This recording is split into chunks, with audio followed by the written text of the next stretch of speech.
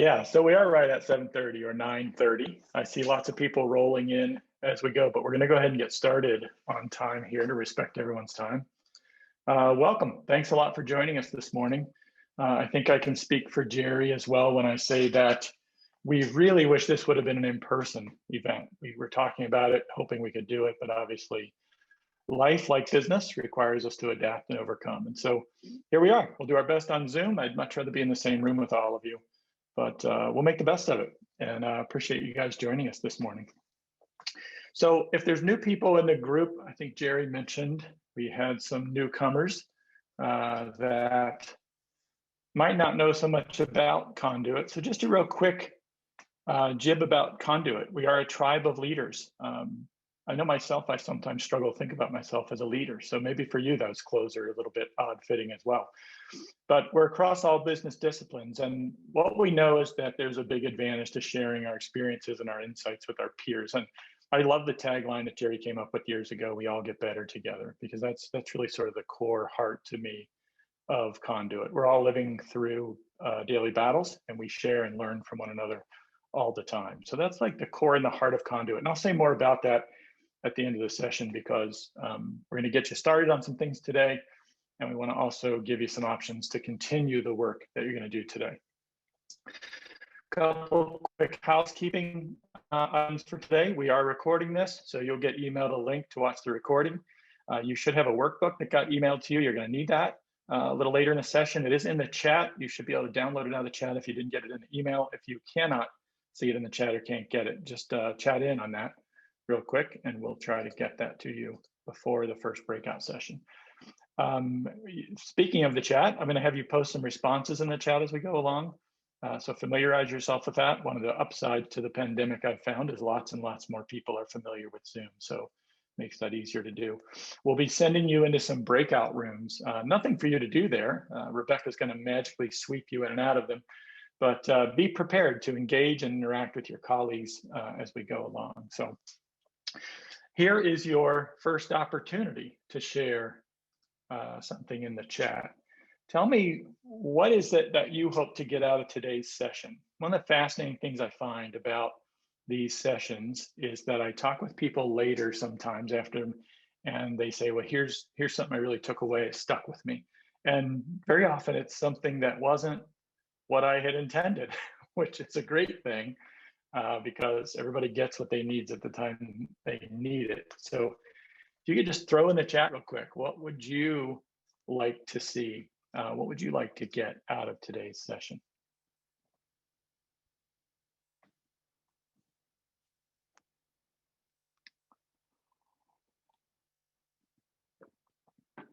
Learn from perspective of others. That's good. Open your mind to new ideas, developing team. Insights on how to best lead people. That's an ongoing growth, isn't it? Positively motivate staff. How to develop working plans. Actionable advice. Motivate and encourage people. Good. Good stuff. Thank you very much for sharing all those. How to pass leadership qualities on to others. I like that. Sharpening skills. Good. Those are all kind of things that we're gonna touch on a lot of that today. Excellent. Excellent. What you're gonna find is as we go along, I'm not gonna stop a lot throughout this process to get questions, just because I have a lot of material to get through and I want to stay on time. We will have time at the end for questions though. So if things come up for you in the breakouts as we go along, jot those down. We'll make space at the end, and then Jerry and I will stay even a little extra long for those of you who have time to hang out and ask more questions. We'll stick around for some even more discussion. So here's how this is going to go today. We're going to introduce a few topics. We're going to break it into three chunks that are the big picture of empowering your people. First one is setting the bar. So we're going to talk a lot about results and standards. That can be deceptively easy. So we're going to talk about these are also deceptively hard. And it's about clearly defining the outcomes and standards for your team. And then we'll talk about showing the way. So once we define what the standards are, then how are you going to actually get them? How should your team go about getting those standards and hitting those results? And then, of course, supporting success. So coaching, equipping, training, making sure that people have what they need to actually do what it is that you're asking them to do. So interestingly, the word empower, I always tell Jerry when we talk about this that empower is one of my favorite and least favorite words in business jargon because it gets so overused and misunderstood. But Merriam-Webster tells us that it's having the knowledge, confidence, means, or ability to do things or make decisions for oneself. That last part, do things or make decisions for oneself. Something I hear business owners just begging for a lot is how do I get my people to do that? So to truly empower others, you have to provide them with the knowledge, the confidence, the means, all these things so that they can make those decisions for themselves. Does that sound simple? See, the truth is, there's a lot more to empowering people than most people think. When I hear people say, oh, my people are empowered, I told them, go solve it, make it work. That's abdication, by the way. That's not empowering. That's just pushing the responsibility to do what you're supposed to do as a leader off on them. So to get a team that is empowered, you have to be empowering. And that can be intimidating because it might make you feel like you have to be Superwoman like this or Superman and have superpowers or be an awesome motivating speaker or something like that to get them. So it can feel really ominous and make you feel that way. But when you became a manager, an owner, a leader, or all three, you didn't become someone's boss. The truth is, good people rarely need a boss. What they do need is somebody to provide them with the clarity and the resources and the authority that they need to use the skills that they already have and their desire that they already have to win and be good at what they do. And they already want to do that. Now, if you're thinking, well, if they have the skills and the desire to win, isn't my work done? Can't I just turn them loose and let them do the work? Well, it isn't quite that simple. And yes, you did hire them to do the work. But when you hire someone, they come prepackaged with the way they've always done things. It's just natural. Or the way their last company did things. If you don't give them the way you want it done in a clear manner, then why would they not just keep doing it the way they do it? They would. So back to truly empowering. My goal this morning is to truly empower you, to truly empower your team. See, they say knowledge is power, and I get where that comes from, but I disagree with it. I think turning knowledge into action is power. See, we all have probably a shelf full of business books. If I were in my office at home, you'd see them behind me. But when you can take knowledge and turn it into actionable power, actionable things for you and your team to do, that's real power. So in our limited time today, we're not going to complete all the work that you're going to see in the workbook that you have. But that's not the point. The point today for me is to give you the tools and the ability to complete the work that we'll outline so that you'll be empowered to then empower your people through turning your knowledge and their knowledge into an actionable way of getting the results that you want them to get. So real quick, another feedback from you. In the chat, what do you find difficult about empowering others? What's difficult when you think about empowering your team? What do you struggle with?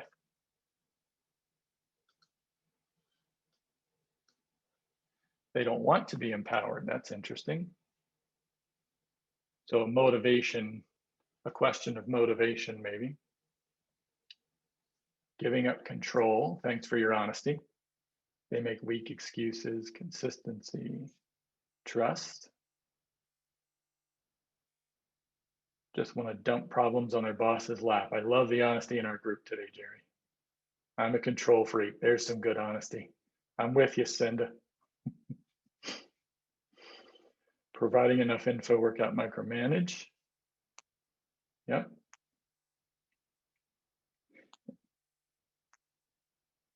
Yeah, providing enough info without micromanaging. Yeah.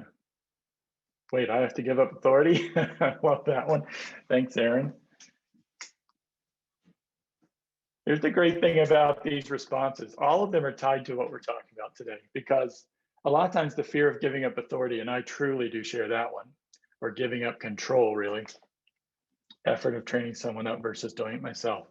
Thanks, Jess. That's a good one too. That's a big block. That's a big barrier because we're stuck in sort of getting instant gratification, and investing in people and empowering people is a long-term investment. There's no question about it. I hope nobody showed up today thinking I had a magic wand for you, because I don't. Empowering is work. It really is. Can relate to Jess. Yep, Jess, you struck a chord there with a lot of people. So here's the thing. All of the things that you're sharing, which thanks a lot, those are all great things, they're usually tied to this missing underlying piece. And I think what we're going to talk about today is going to address a lot of those pieces. So let's go ahead and dig in. Step one is setting the bar. Now, here's the kind of interesting thing today. I'm not likely to share, I hope this doesn't make a bunch of people log out. I'm not likely to share like a bunch of revolutionary information that you've never heard before.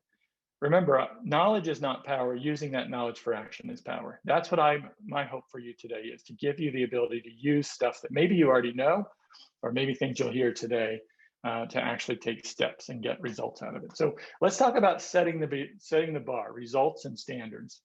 So the late great Stephen Covey said, let's begin with the end in mind. And that's exactly what we have to do. Because here's the thing, you cannot, at least not if you're a fair, honest person, I think everybody on this call is, you cannot hold your people accountable for results, for outcomes that you have not made crystal clear for them and given them everything they need to get those. And I think that we all know this instinctively, and it's often what makes accountability a more emotional thing than it really needs to be. Because see, when you're focused on the activities, the actual actions people are taking, accountability often feels like nitpicking to you and to your team. And so you tend to avoid it because it feels like you're nitpicking the way someone's doing their work. But when you're focused on results, you eliminate that, because the result either is or isn't happening. And you have a clear, measurable way to address that, and then start to dig into the underlying issues of why it is or isn't happening. So let's talk about what a well-defined result is. This is, again, I'll say this over and over, it's deceptively easy and it's deceptively hard at the same time. What it's not is, it's not the activities or the steps that people are taking to do the work. It's not the technical skills that are required to do the work. Lots of times when I say, what do you want your team to do? Well, I want them to do this, this, this, this, this. Yes, but what outcome are you going to get? So what a result is it's a clear picture of a finished product. It's a clear picture of what you want to happen because of the steps that are in that process. So also think of this as a statement. What's the purpose? Why are we doing this process to begin with? Why are we taking these steps or following this system?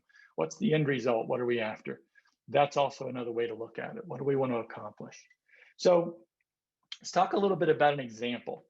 I'm going to use an invoicing system as an example, because it's every business out there has to get paid. So you've got to get something to your customers to get paid one way or another. And interestingly, it might be because it's tied to money. I see a lot of business owners struggle with invoicing and handing it off to someone. So if we were working on an invoicing system, which we are together this morning, what would be a good result of an invoicing system? Think about that for a minute. If your own invoicing system, if you were going to delegate and empower an employee to do your invoicing for you, give up control, Jess, then what would be the result of that system? How would you tell them the result they get? So we might say that clients will receive an accurate invoice for completed services. I told you this was deceptively easy. It's also deceptively hard though, because we're not done. This is just the beginning. There's more work to it than this. And everything in your business won't quite be this simple. Some things are far more tricky to define a clear result. But this is the foundation of getting the rest of it right. So what I'd like you to do is look at our sample result statement there. Clients receive an accurate invoice for completed services. Seems straightforward and simple. In the chat, throw in there what you notice about it. What does it have that's important? And what is it missing? Because it is missing some things. What is it missing that we would need to help our employees actually get this right? Some quality level. Thanks, Chad. Good one. What does accurate mean? Love that, Emily. Get paid. Yeah, missing timeline, deadline. Beautiful, Carrie. When? When, Jerry, I assume you mean when do we actually do the invoicing? Understand to the customer. Yep, good. So what you're picking up on is it needs a little more detail, right? It has to have a little more detail. It is in its simple method, email, SNAMA, yep, good one. It is in its simple form a decent result, isn't it? Because it is clear, we can tell, was the client invoiced or were they not? But we do need to add some more information to it to make it have more clarity. That's where standards come in. So we're going to talk about three major parts in this section, and that is your results, your standards, and your metrics. They're things that sometimes people get a little intimidated by hearing them because, oh my God, what's a metric and how do I get it? It's not as hard as it sounds because these are so closely related together. So standards are how we know if someone's getting the result correctly, just as you also astutely picked out. So this is where the standards come into play to give a clear explanation or measurement that establishes things like quality, quantity, timing, behavior, etc. So they're further clarification. So if we stick with our invoicing result, like we mentioned before, and a lot of you picked up on this already, which is great. Some of our standards might be, to Jerry's point, invoices will be sent every Friday before noon. So that could be a standard for our invoicing. All invoices will include a breakdown of hours and materials if your business has that sort of thing. All invoices will be emailed as PDF files. So we might even specify in the standards, how are the clients going to get the invoices? Invoices will be accompanied by an email that provides the client with contact info for someone to call if they have questions, right? So there's just lots and lots of things that you can add in as a standard to say, this is the result we want. Here's the specifics of how that result has to look. And it's because, I forget who said it, but someone said, what does accurate mean? I love that. In coaching, we have a term we use called symbolic expressions. And almost anything can be a symbolic expression. You can say things, well, you need to invoice them in a timely way. Well, what does a timely way mean? Well, in this case, one example I gave you was by Friday at noon. That's a timely way. So we've defined it. We've taken the symbolism out of that expression. Accurate. What does accurate mean? Right? So you can define all these. These are the things that as we go quickly, as someone added in earlier, taking the time to train someone versus doing it ourselves, this is why it can be very difficult to empower your employees to do these things instead of you being stuck doing them, because you're not taking the time to dig in deeply enough in these ways to lay this out. And these are almost always the places where frustration lies, because they're interpreted differently by different people. And you want to eliminate those as much as possible. Now, let's talk about metrics, the third of the three musketeers here. Metrics are simply the things you'll measure to see if the results and standards are being met. So how would we use measurements on our invoicing system? What would we measure? Well, we could measure the dates on the invoices potentially. You could look at your cash flow reports to see how cash is coming in. You could look at accounts receivable reports to see when our invoice is going out, when are we catching getting the cash into our bank account.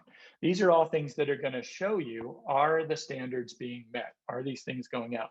And they're not magic. What I want you to do is really simplify this process, because when you've identified your result, you've identified the standards that have to be met, you just look in your business and look for how you'll measure if those standards are met.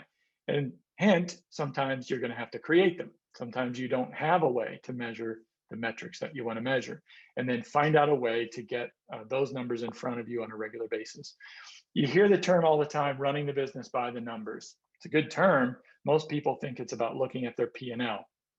It's not that. There are lots and lots of numbers that you can track and use to let you know if the work is being done correctly or not being done correctly.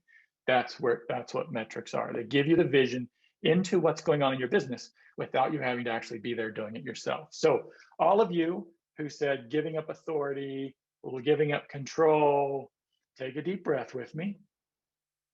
When you set all these things in place, you can start to do that. You're not actually giving up control. You actually have a way to monitor what's going on in the business. Okay, let's keep rolling along here. We're going to get into our first breakout session. Before Rebecca sweeps you magically into a breakout room, take a minute and think about something in your own business. I recommend you take something small, but it's that burr in the saddle that you have a hard time delegating, something that's been a little frustrating, because when you give it up, you're either afraid expectations won't be met, or you've had the experience where they haven't been met, something that comes back to you with questions a lot when you try to engage someone else to complete it. So give that a thought for a minute. And when you get into your breakout rooms, there's going to be about 3 of you because of the maybe odd or even numbers of people in the group.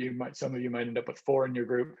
We're going to try to keep you in 3 so that there's plenty of engagement.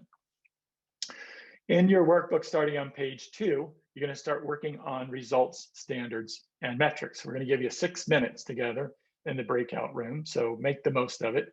And jot down some of your own, or choose one person in your group to work on theirs, but really challenge one another to come up with a measurable result statement and make sure it doesn't have activities in it saying, we're going to do this, do this, do this. We'll get to that, I promise. So Rebecca, if you want to wave your Zoom wand and sweep us all into breakout rooms, go right ahead.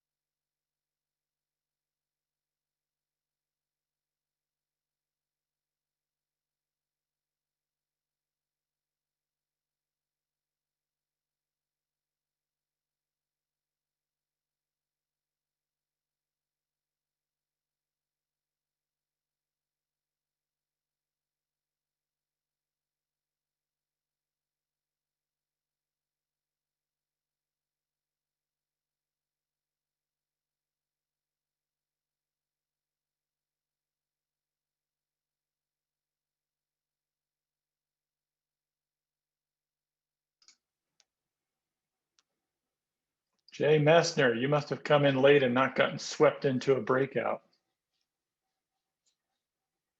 Or you're nodding. Yeah, sorry, everybody's muted, Jay. Good to see you though.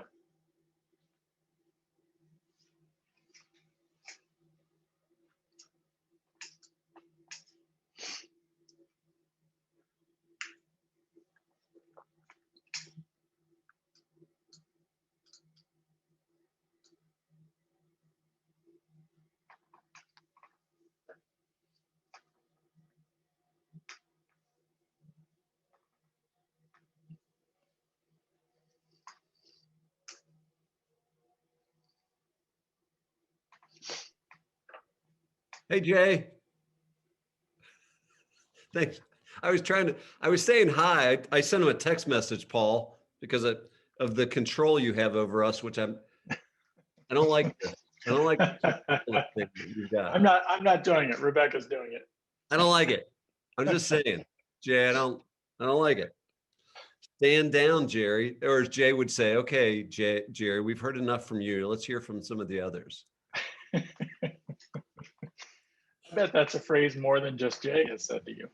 No, Jay has permission Jay, like you, and I don't remember giving Rebecca this kind of permission and authority over she's taking it. So yes, my wife, electronic. My wife would like to have the mute button for me all the time. So good to see you, Jay. There's Steve King. Hey, Steve and Jay. All right, Balsher, I'll go ahead and I'll be respectful of everybody and mute myself.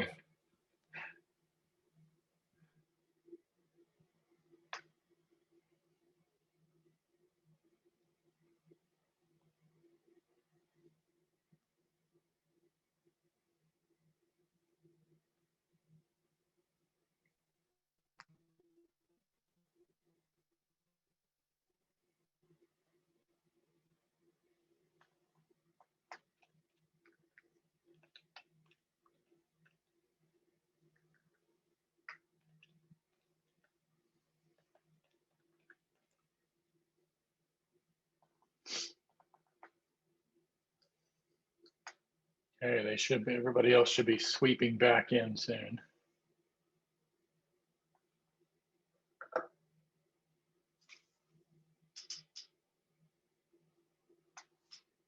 If you're just coming in, we swept everybody into breakout rooms.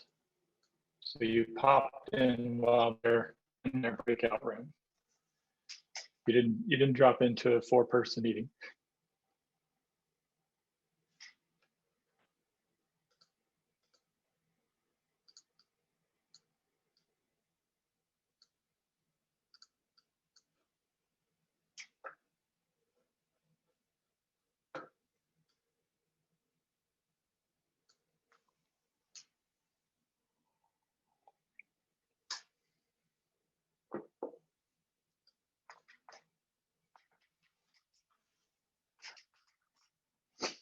No apology needed, Steve. We're glad you're here.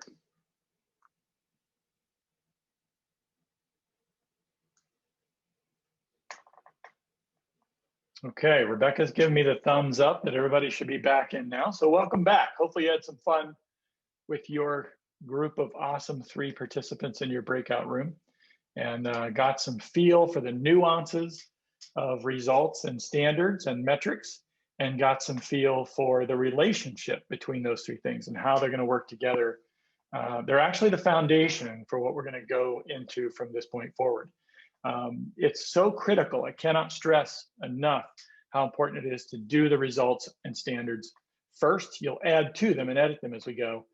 But without a clear vision of where you're going, you're likely to be solving the wrong problem, creating the wrong solutions as you work along. So let's talk about, try not to, showing the way sounded more exciting than systems. Try not to yawn when we talk about systems, because I realize that only geeks like me really get excited about creating systems, but they really are freedom for you. If you're an owner manager who's trying to empower your people, they are where the rubber meets the road. So I've heard them called a lot of different things. And when I mentioned that defining results can be deceptively hard, defining the steps in the process is actually even more deceptively hard, because it's easy to think that because you know how to do something, that you can explain it to someone else, and that is just not the case.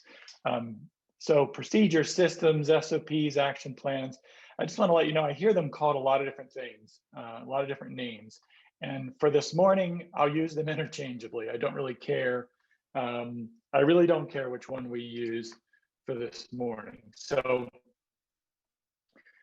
I just want to make sure that if I jump back and forth between them, you know that that's why I'm doing them. So as you think about defining how we do it here, jump in your chat again and tell me, what is it that comes to mind for you when you think about defining how we do it here, defining how you want things done?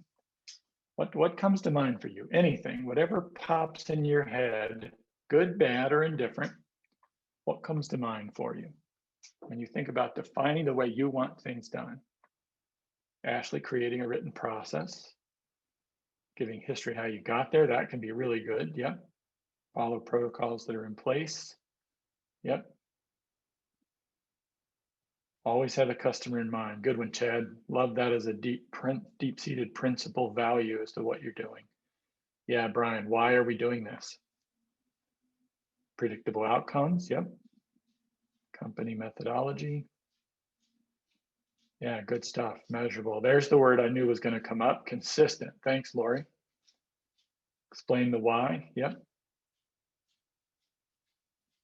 More than one, explain the why.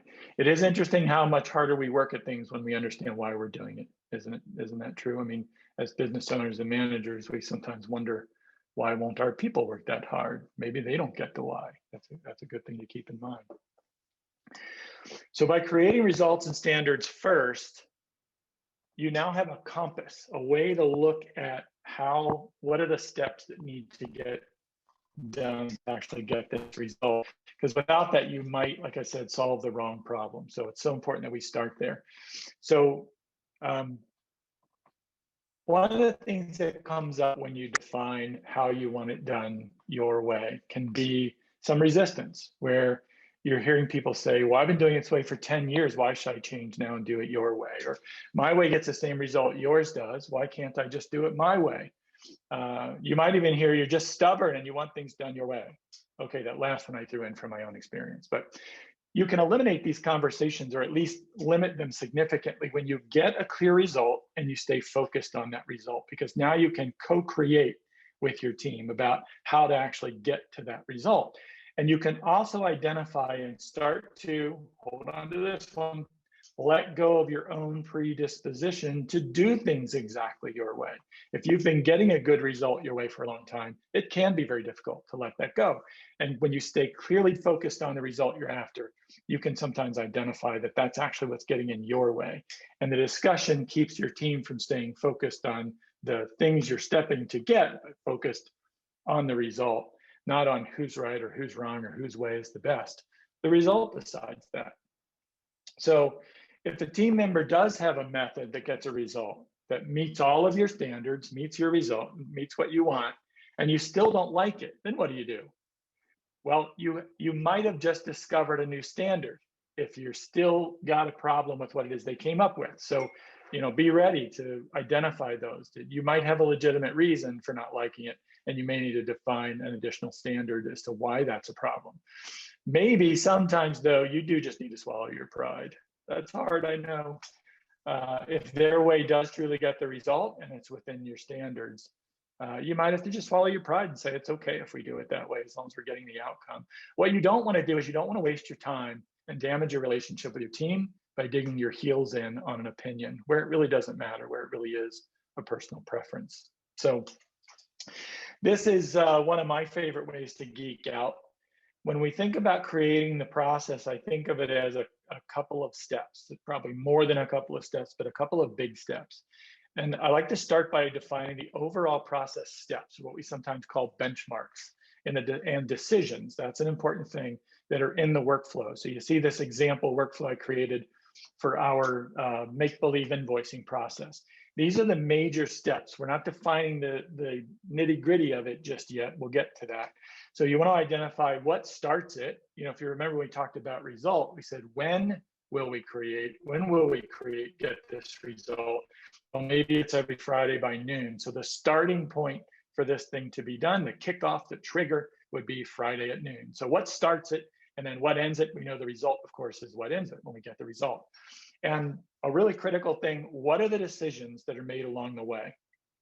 What are the decisions that you make along the way? And I really want you to pay attention to those, because this is where people get hung up, because you are likely experiencing what Lee Lefevre, in his great book, I highly recommend this book, The Art of Explanation, he calls the curse of knowledge. See, you're so good at doing the things you do, you might make a million little micro choices along the way without even realizing it.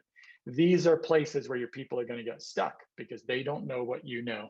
And so be sure to focus in on these decision points and identify as many as you can as you do this big picture workflow.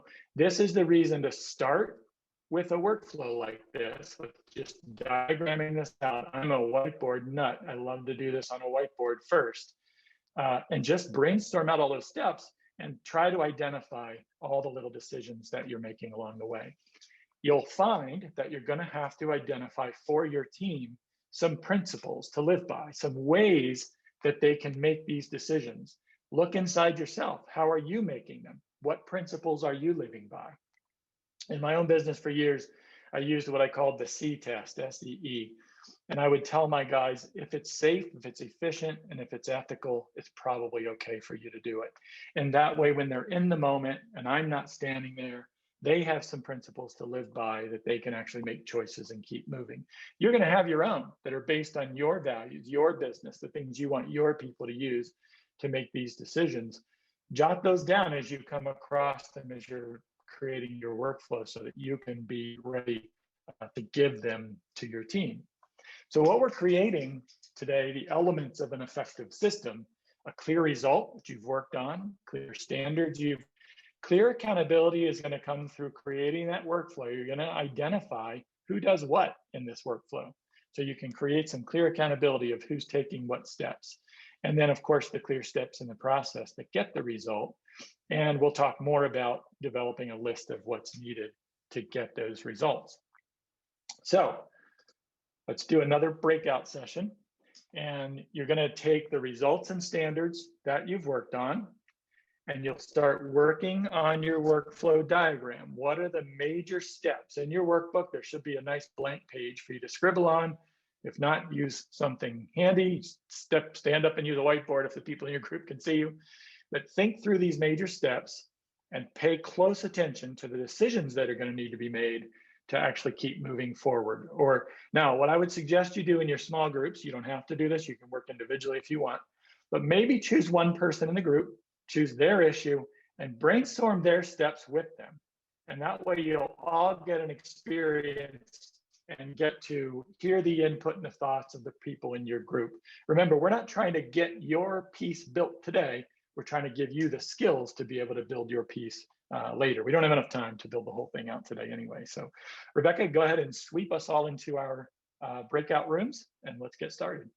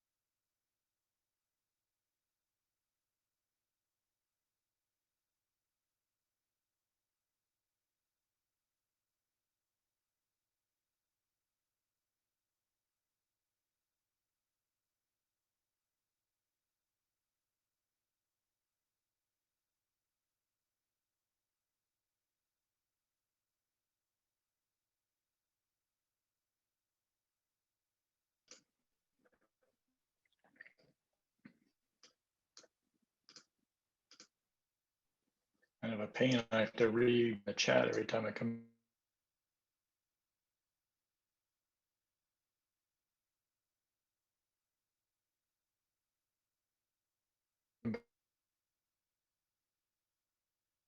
back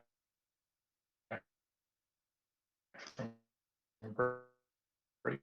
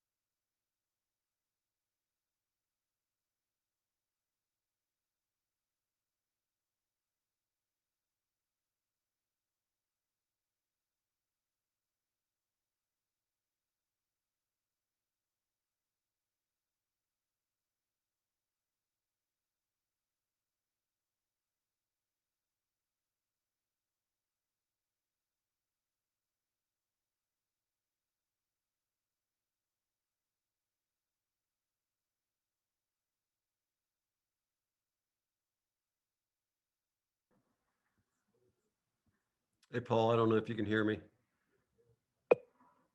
or Rebecca. I'm talking, but I don't know. Oh, you got dropped out.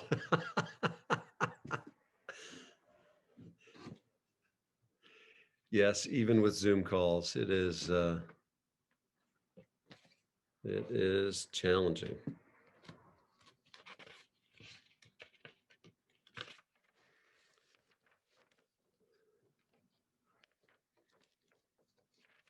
How much time does he have, Rebecca, to jump back in? Oh, he's in. Okay. Thank you. All right, fun stuff. Technology. The weather here in Arizona is so much better than Ohio, but the internet connection is not. Sorry about that. Let's dive back in. Welcome back from your breakout sessions. And I had an extended breakout session, obviously. Unintentional one, though. Let me get back to my screen share here. Boy, am I going to have to talk fast in the second part of this.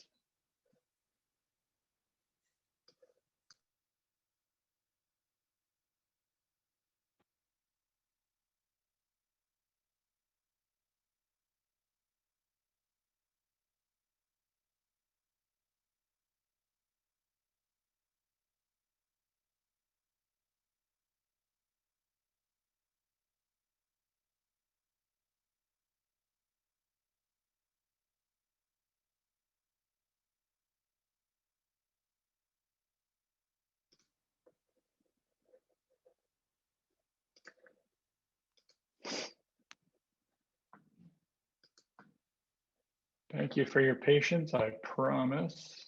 Hopefully I'm getting close.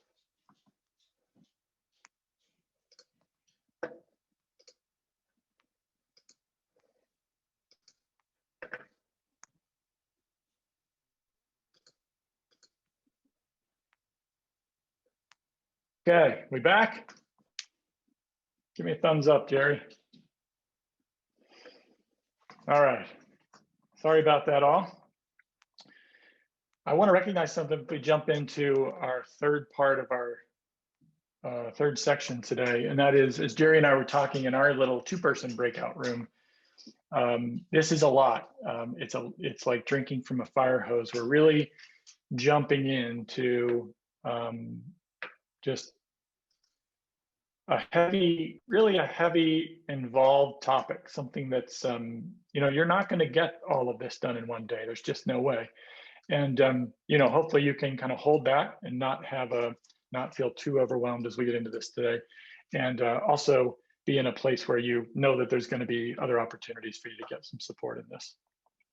So we talked about our results, our standards. Now we've talked about laying out the initial steps in your workflow. Hopefully that was a little bit eye-opening. What I find is most people find a lot more little micro decisions going on than you at first thought there were. And those are so critical because, like I said, they're the places that people are going to get lost or not how to proceed on their own without you. So we're getting close to the finish line now. And for today, at least, you have a lot of work to do after today. But as far as our framework goes, our framework of identifying the results and standards, identifying the workflows, and then the step-by-step process, this last piece, often I'll ask people, how long is a marathon? And what I usually get back is 26 miles. And that's easy for conversation, but the truth is it's not 26 miles, it's 26.2 miles. And if you don't go that 0.2, then you're not going to finish the marathon. I personally think they added the 0.2 just in case the 26 didn't kill you in the process. The 0.2 finishes you off. But sometimes business owners will tell me that they're frustrated because they've created systematic ways of doing things, but no one uses them. Well, that's what this 0.2 is all about. How do you create a way to train, support, and mentor your people? This is a time investment that some of you brought up when I asked about what it seemed like to empower your people with systems. And it is an investment. It is an investment of time. So how do we equip people?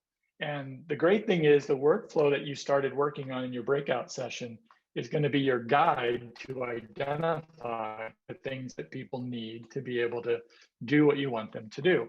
And there's really three major categories to this.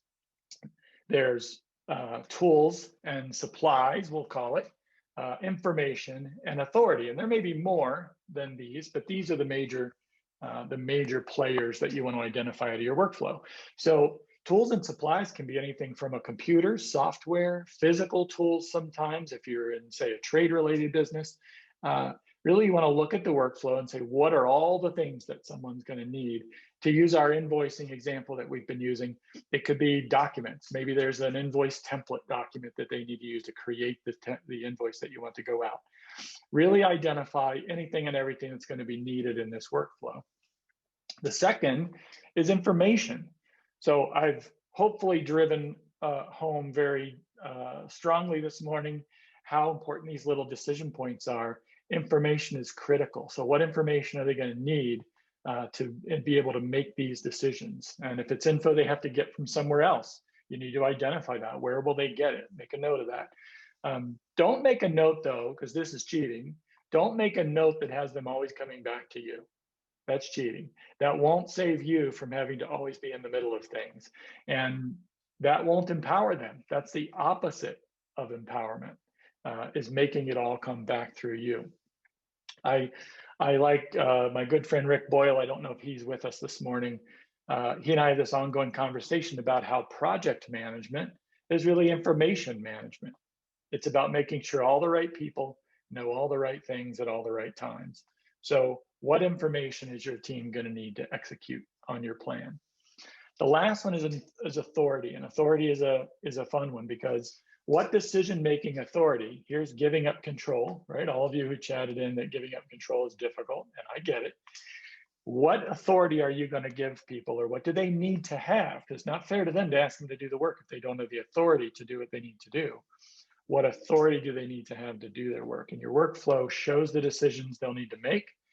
You'll have to get clear about what authority it is that they're going to need to be able to make those. And along with that, when should they ask for help? What are the limits of their decision-making authority? That needs to be clearly stated as well. When should they be asking for direction from you or from their manager? Again, don't cheat. Don't run it all back through you, or you're just going to still be really, really busy. Now, every time the idea of authority and decision-making comes up for me, it always brings up for me the idea of cultural safety. So Is your culture, your workplace, a place where people feel safe to try new things and to make mistakes? Because if they're going to try new things and they're going to have authority to make decisions, they're going to screw up. Let's face it. Even if we're doing it ourselves, we're going to screw up now and then. So how are people treated in your organization when a mistake is made? What are you doing to actively encourage people to make decisions and let them know that it's okay to make a mistake? Of course, when they're honestly working hard at getting it right. And what are you possibly doing? This is a really critical thing to ask yourself. Look in the mirror. What are you possibly doing, even unintentionally, that might be making your team hesitate to make decisions and bring them all to you? There can very often, we do things as managers that we don't even realize we're doing, that creates a space where people just don't feel safe making decisions. They'll always come back to you for anything of any consequence if that's the case. So again, that's the opposite of truly empowered. Let's talk a little bit about training now. A training strategy is critical. And this is the point too that often gets dropped. Your training strategy should be written down, thought out, planned out, put on the calendar. Who's going to need to be trained? What are they going to need to be trained? And again, you can look at your workflow. Once you've created that workflow, you can look at that and see the skills it's going to take to need to do each one of those. And then create a plan for who's going to need to be trained. What's the best way to train them? Do they need to do it in person? Can they do it remotely? Do they need to do it on the job? And then the most critical piece about training, it requires repetition, likely from you, not just the person being trained. If you go to the gym and try to get all your results in one trip, you're just going to get really sore and not actually get the results that you want. It requires repetition. So training, training, training. When you set up your training strategy, be sure that it includes enough repetition that your people are actually have an opportunity to learn what they need to learn. I've had people say to me over the years many times, tell me something once and I got it. I get their good intention with that. The truth is that almost never is true, because when we learn new things, it takes repetition to learn them. So along that line, think about coaching and support and mentoring. What are you going to do to come back? And in a way, you could also add the word accountability to this. How often are you going to come back to make sure that your team members' training is going well, that they're actually learning what they need to learn? How will they ask for help? Be very clear with them about how you want them to ask you for help. Whatever your follow-up rhythm is, set it down, create something in writing, put it on a calendar, because it's like the friend you have that you always say, oh, I'll just check in from time to time and see how they're doing. That's like the friend that says, hey, we should get together for lunch sometime.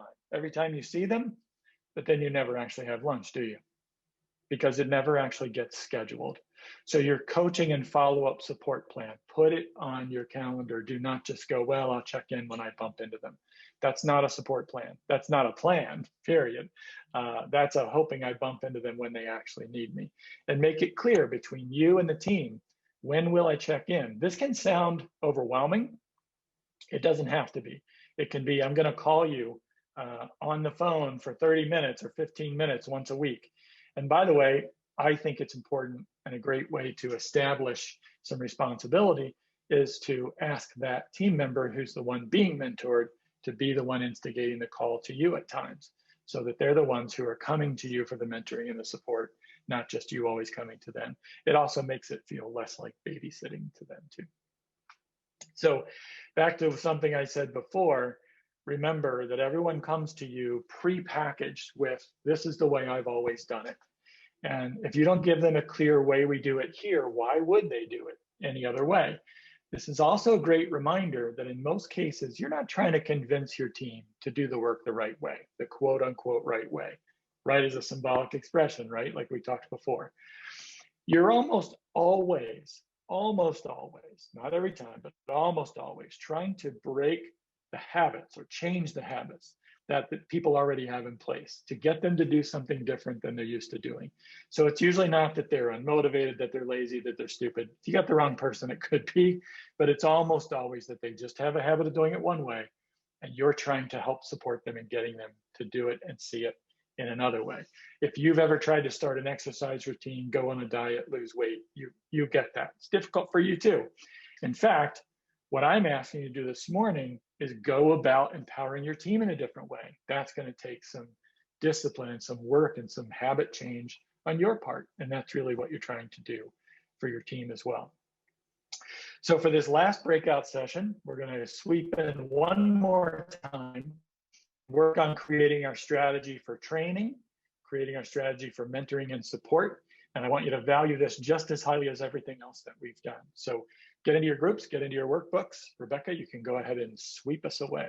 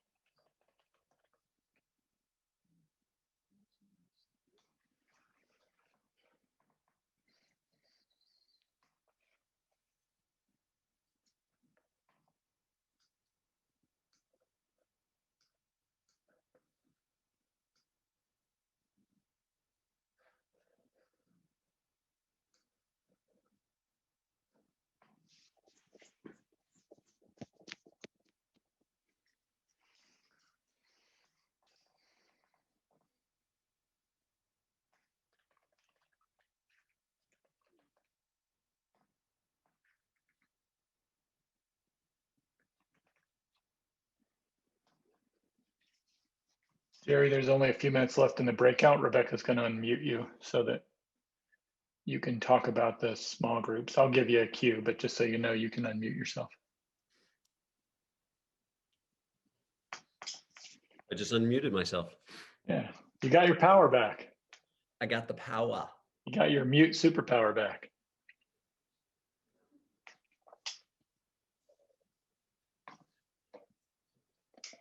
Are there some, before people start jumping in, things that are important to me? Are there some great Mexican restaurants close to you? There are, yeah. I've had more Mexican food in the last month and a half than I eat in a year normally. Yeah. Do you find it different than you'd get in Cincinnati? I think the way I would describe it is cleaner. It seems to be more prepared, less fake, more real. I don't know how to really explain it. Like the tortillas are, I mean, they are like paper thin and they're wonderful. Authentic, Rebecca says, authentic. It is authentic. I mean, it's not dramatically different, but it just tastes less preservatives, less, more authentic. Love it. Interestingly, it's not like way more spicy. I mean, unless you want it that way, but flavorful. Like to them, a beef taco is not ground beef. There's actual shredded beef on it. Yeah. Love it. And I have a particular weakness for nachos. And there's just a bazillion different ways to eat nachos here. Well, you've got that smartphone. Take pics, man. Take pictures and send them. I just got to get them to get a better internet connection for me before next year. Yeah, no kidding. But to Rebecca's point, yeah, to Rebecca's point, most people probably didn't notice that your call dropped, which is great. Of course, I haven't had that drastic of a problem until today. Of course. Although the volume of people we're talking to today might have had something to do with it. Yeah. I know people are trickling back in, so I'm just waiting for Rebecca to give me the all clear to let me know everybody's back. Boy, what a lot to cram into an hour. Mm-hmm.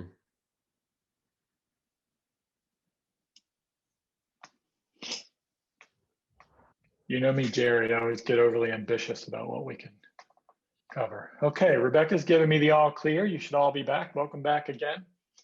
I want to acknowledge that we're running just a little off time. I was doing pretty well till I had a bit of a hiccup in my connection. So we're at 10:37 your time. If you do have to jump off, we're pretty much wrapped up. Just going to conclude with a couple of words about some help you can get in following up with some Conduit round groups. I also want to acknowledge we really went over a lot this morning in terms of this is a lot of work. It just is.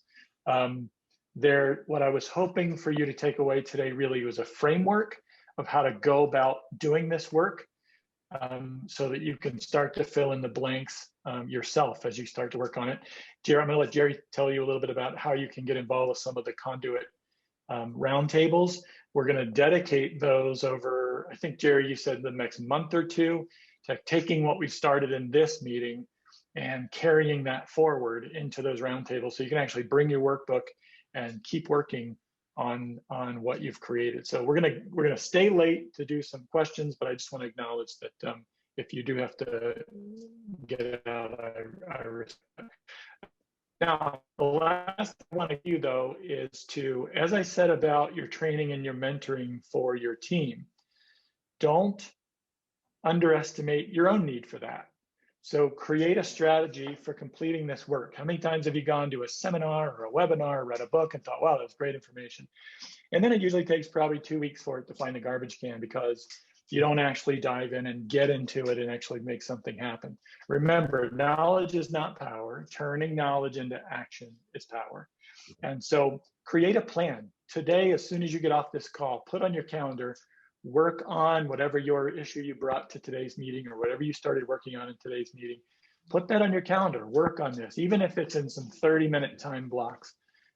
Don't underestimate the fact that as you're thinking about how to train and mentor and move your people in a new way, you have to be doing that for yourself. Invest in yourself.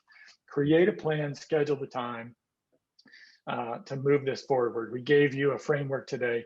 You have a lot of work to do now. So, Jerry, would you say a couple things about, would you say a couple things? I've got a quick question from somebody I want to answer real fast first, but I'd like you to say a couple things about how people can get involved and the times and so forth, and if they email you or whatever on the groups. Jake slacked in and said, will you be sending the slides? Would love to take a look. Jake, we're going to have this whole recording available. I think we can also have a PDF of the slides available for you as well. So that's not a problem. We'll include that, or a link to download that with the email, including the recording. So Rebecca, if you'd make a note of that to make sure that we do that. I'm not writing notes as I talk. Jerry, you're on. Tell us about how and when we can get into Conduit roundtables. Yep, real quick. Thank you for the generosity of your time, Paul and Rebecca, and your insight and your wisdom. And you're a microcosm of the tribe. You know, one of the things that we talk about with the Conduit tribe is it's incredibly generous people sharing wisdom and insight from the front line. And so you're with, you know, that guy said you're looking for people looking for you. And for me, this tribe is made up of people that I respect, like you and many others, and that so generously give of your wisdom and your time. So we do have some small groups that we'll send out a link to a bunch of different groups that you can join. There's no charge. The barrier to entry is just you basically willing to show up. We have point of contacts for each of the groups. There's men's groups, there's women's groups. And the objective would be, as I was a seminar junkie as a youth, and I've got a library full of content that I just haven't implemented. So the purpose of the small groups, which will be 1 hour long, twice a month, will be for you if you want to jump in to get some support, some encouragement, some accountability, which I need, and help flesh out some of these ideas and implement it. So that's a quick little summary, Paul. Perfect. Thanks so much. And, you know, I frequent one of these roundtables along with Jerry and Rick Boyle, and Brad is in there, and Brent Crank, just great guys. I can't say enough too about the generosity and the sharing that goes on in these groups. I mean, they're just wide open. They're authentic. People show up ready and willing to help each other. So hop in, check it out. We're going to be focusing on continuing the work we started here today. So really encourage you to do that. It's a great group of guys or gals, depending on which one you're in. So as I said, I know some of you might have time commitments. You got to run. I'm going to actually take this slide down so I can see all of you in a second. But if you have questions, want to contribute to the discussion, go ahead and you can use the raise hand button. Rebecca, I think they can use the raise hand button. Is that right? To raise their hand. There we go. Now I think I can see everybody. And then Rebecca has supreme authority over all of us and can. That's right. Yeah, so if you want to ask a question or contribute, there's at the bottom of your Zoom bar, there's a reactions icon. You click on that reactions icon, you can hit raise hand and it'll raise your hand, and Rebecca can unmute you so you can talk. Share anything you want, ask any question you want, as long as it's not too personal about Jerry, because I don't want to hear the answer.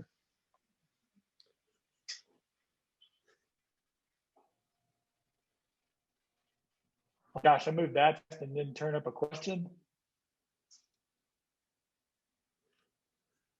Raise your hand if you feel overwhelmed by all of this. Me. Okay, I'll just raise my hand. How's that?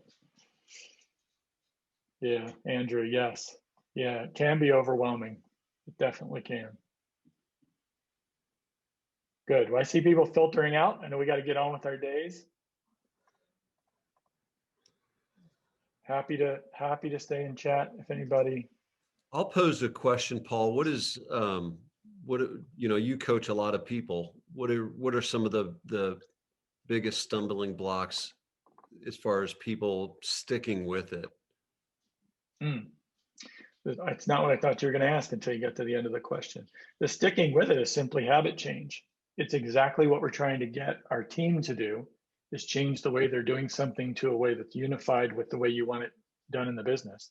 Mhm. And for us, it's exactly the same thing. We have a habit of coming to work, the same things stimulate us and draw our attention one direction versus another direction. So we don't follow through and actually defining clear results, defining the workflow system, because hey, it takes time. There's no two ways about it. There's no magic wand that goes boom and you've got this thing finished. It does take work. You have to actually carve out the time. In our eMyth program, we always tell people an hour a day. You got to start there. Give us an hour a day. So you block out an hour a day on your calendar to work on this. If you did that with what we did this morning, of course, depending on how big of an issue you're tackling in the business, you'd be shocked how quickly you'd actually come up with a good solution if you put it just an hour a day into it. I bet after 2 weeks, you'd be pretty close to ready to implement something and start mentoring and training it with your team. And that's what's important. So Rebecca, Brent has his hand raised. If you can unmute Brent Crank, please. Brent, you might have to unmute yourself after she unmutes you. I got it. Hey, Brent. My question is, hey, appreciate you guys doing this. My question is, as we come up with ideas for whether it's a training program, when being an entrepreneur, I have an idea a minute and I want to go implement that or present it to my team. I just wanted to see from your experience, what's the best way to present a new strategy or a new plan to your team so that they receive it in the same positivity that you intended in? Sure. That's a great question because it plays right to the title of this session, Truly Empowered. You want to empower your people, not boss them, right? And good people don't need to be bossed. They want to be empowered. They want you to give them what they need to be successful at what they're doing in your business. A lot of people at the beginning of the session chatted in about talking about the why. Why am I doing this? Well, your people want to know that too. So step one, I would say, Brent, is take time to really flesh it out a bit yourself, do some initial workflow thinking so you understand how it connects to everything else. And then when you go to them about it, explain to them, this is why I think this is important, how it's going to help us as a team succeed, how it's going to help you as an individual be better do your job better. Again, a lot of times they may go, yeah, but I'm getting that result now. But they may not understand the connection. I always think of all these things as a series of inputs and outputs. And so if I think of it on a large scale, your marketing and lead generation has an output, which is a qualified lead, and that's an input to your sales system. Well, your people live in that world too. So how is what you're asking me to do, Brent, going to help me give me a better input or give me a better output? And sometimes the better output is your output fits what the next person is doing better, not necessarily quality better, but it's better for the overall team and how the work flows through the business. They need to understand that context. Otherwise, why in the world are they motivated to change what they're doing? They're getting good if they're getting good results right now. So that was kind of a long-winded answer, but really the short version is help them understand why it matters to the business and to them, and then engage them in actually coming up with the right solution. It's why I like actually doing a real rough draft of that workflow. And at that point, getting your team involved. Once you have a good, clear result, you've identified a few standards, and you've done that big picture workflow, don't go into writing out step-by-step tiny details yet. Go and start talking about that bigger picture workflow. Because once they're contributing to it, then their buy-in is going to be so much better because they actually get heard. Does that answer your question? Long-winded answer. Yes, that's great. Thank you.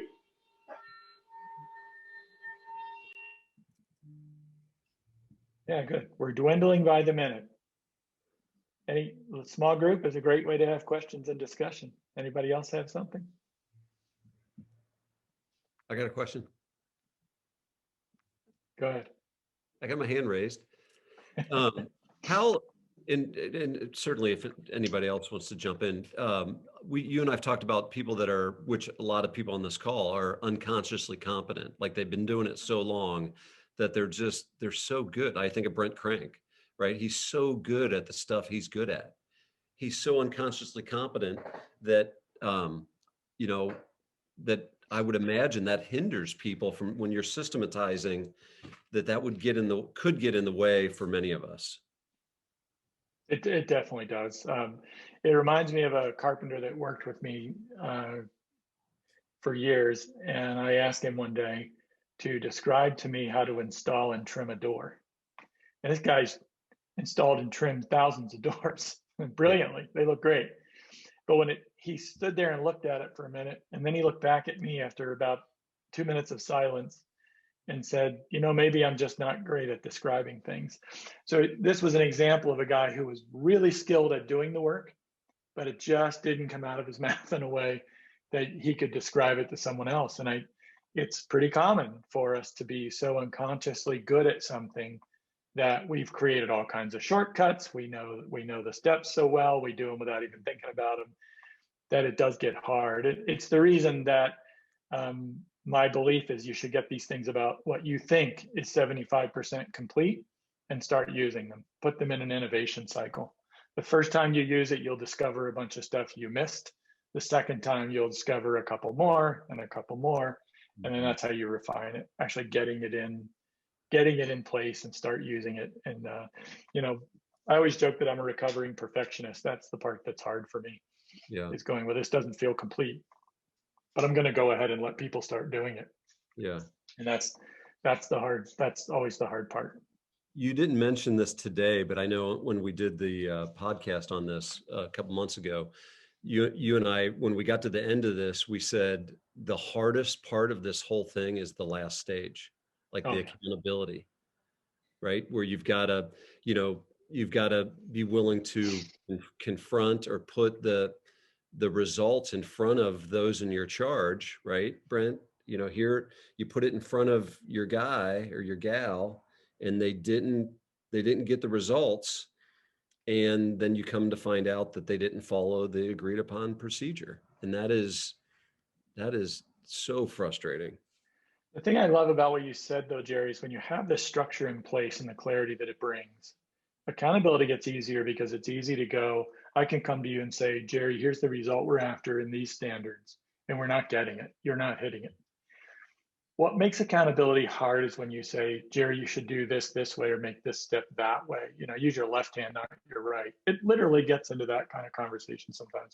That's where it gets emotional and bickering, right? But if I can say to you, Jerry, invoices aren't going out by noon on Friday, and they're not in the correct PDF format. The next thing out of my mouth can be, what help do you need to start doing that? So we can focus the accountability at developing the person and finding out what their gaps they have are in their training or their, whatever it is they have, rather than coming to them and saying, you suck because you didn't do this right. Now, let's be honest, we could get to a point where after enough times of that, we might have to say, look, you're not getting the result, and you're the wrong person for the job, apparently, and we've got to move on to someone else.